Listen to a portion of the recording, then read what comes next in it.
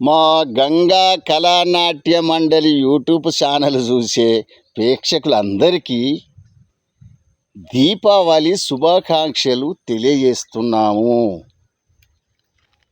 దీపావళి పండుగ అంటేనే కొత్త అల్లుళ్ళ అలజడి అత్తగారి ఇళ్ళల్లో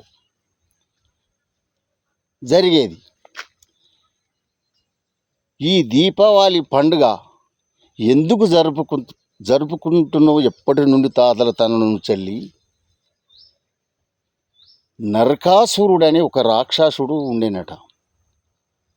ఆ రాక్షసుడు దేవతలనే రథానికి కట్టేదట, అన్ని చిత్రహింసలు పెట్టేదట. అంటే అంత బలశాలి, అంత వరం పొందినవాడట. ఆ నరకాసురుడు అంటే సామాన్యుడు కాదు.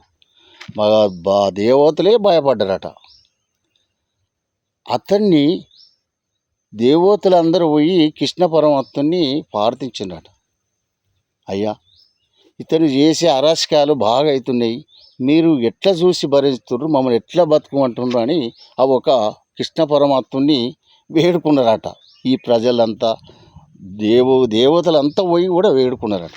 అప్పుడు సరే అని అప్పుడు ఈ సత్యభామ అడిగిందట,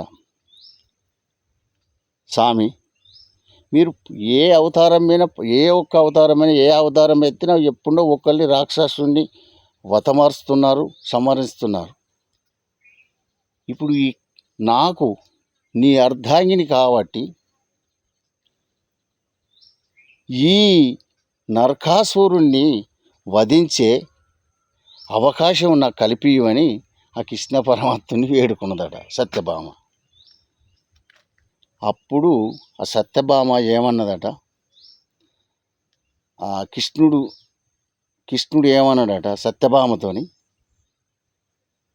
నరకాసురుడు అంటే సామాన్యుడు కాదు, ఆడు ఎలలేని వరాలు పొంది ఉన్నాడు, బలశాలి, ఎవరినైనా ఓడించగల శక్తి గల్లవాడు, దేవతలే భయపడుతున్నారు, నువ్వు అతన్ని జయించుడు సాధ్యం కాదమ్మా అన్నాడట.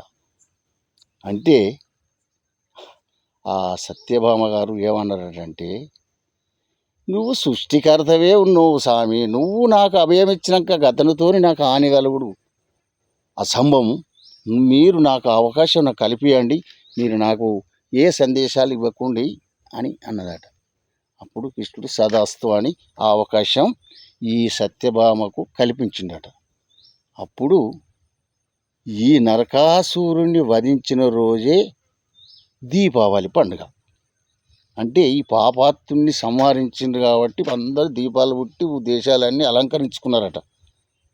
అంటే మాకు ప్రపంచమైన ఈ పాపాత్ముడు ఎవరు లేరు, ఆయన్ని ద్రోహుడిని సంహరించిండ్రని అందరూ ఊరంతా పండుగలు చేసుకొని దీపాలు ముట్టించుకొని అంత ఎలుగులు నింపుకున్నారట. మొత్తం ఊరంతా ఎలుగులు అంటే దీపాలతోని. అప్పటి నుంచి వెళ్ళి దీపావళి పండుగ జరుపుకుంటున్నారు. దీపావళి ఉద్దేశం ఇది. అంటే ఇంకా ఎంతో ఉన్నది కథ, కానీ మనకు తెలిసిన వరకు 4 ముచ్చట్లు చెప్తున్నాము. ఇది మేము ఈ దీపావళి పండుగ శుభాకాంక్షలు మా యూట్యూబ్ ఛానల్ చూసే ప్రేక్షకులందరికీ తెలియజేస్తున్నాము. మా యూట్యూబ్ ఛానల్ చూసే ప్రేక్షకులందరూ శతవత్సరములు చల్లగా జీవించి నిండా 100 ఏళ్ళు ఆయురారోగ్యాలతోని అష్టైశ్వర్యాలతోని ఉండాలని ఆ ఒక్క భగవంతుని ప్రార్థిస్తున్నాము. ఇట్లు గంగా కళానాట్య మండలి రామస్వామి పటేల్.